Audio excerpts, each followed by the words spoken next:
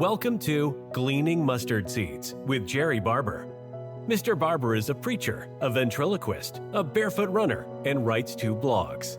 When Jerrie communicates, he encourages people, try not to learn very much. Find a mustard seed. In the next few minutes, try not to learn very much. Look for something you can do to move a mountain, remove a stumbling block, or provide a stepping stone for yourself or someone else. And now, here's Jerrie with this week's mustard seed.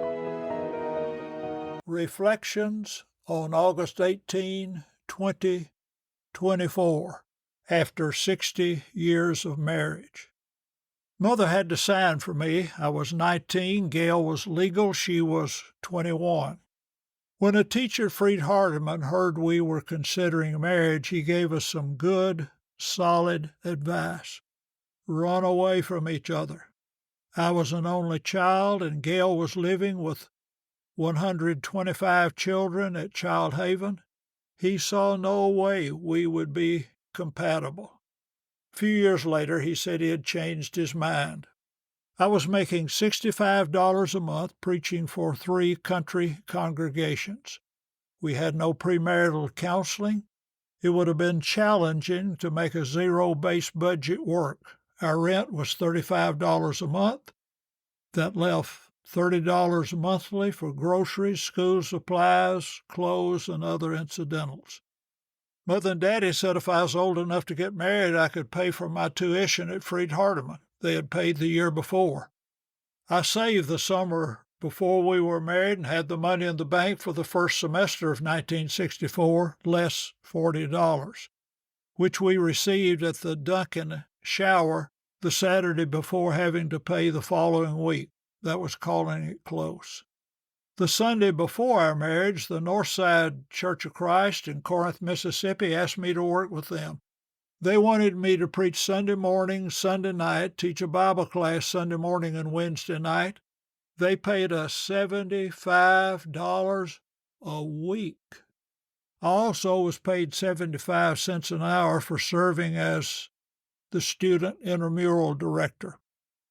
On Monday, after trying out and being selected for the preacher at Northside, we arrived at the Tuscumbia Church of Christ in Tuscumbia, Alabama for rehearsal. That church had sponsored Gail and her sister Brenda at Child Haven since they came to the home in 1951. They gave us a nice shower and paid for all the wedding expenses. I've been to very few weddings before. Many people I knew in our community and in our family didn't have public weddings. They drove to Corinth, Mississippi to get married. Mississippi didn't require a blood test and a 3-day waiting period. I wasn't familiar with a planned wedding. As we were practicing, we walked down the aisle. There was something I'd never seen before, a fixture about waist-high with a padded shelf about 4 inches off the floor and a padded shelf at the top. I asked what that was for. Gail told me it was a kneeling bench. We were to kneel on the bottom shelf and rest our heads on the top shelf while someone sang the Lord's Prayer. I was perplexed, so I asked, and after we finished that, should I carry you out piggyback down the aisle and out the door? She said we needed to go outside and talk. She explained it so I could understand, and we continued with the rehearsal. We were married the next day, Tuesday, at 5 p.m. Many people stopped by on the way from work to attend the wedding. Why get married on Tuesday? When you're making $65 a month, you can't afford to miss a Sunday. We had $150 in traveler's checks for our honeymoon to Chattanooga and the Smoky Mountains. We returned with a $10 traveler's check left over.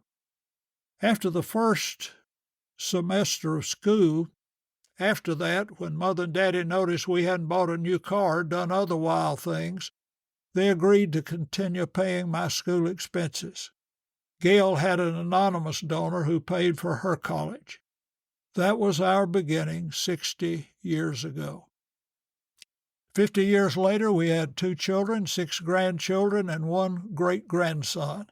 I was preaching in a meeting at the Macedonia Church in Blue Ridge, Georgia. I wore my wedding suit and tie that night to preach. Gail has been the key to our happy marriage. There were fears from some because of Gail's trauma in her childhood.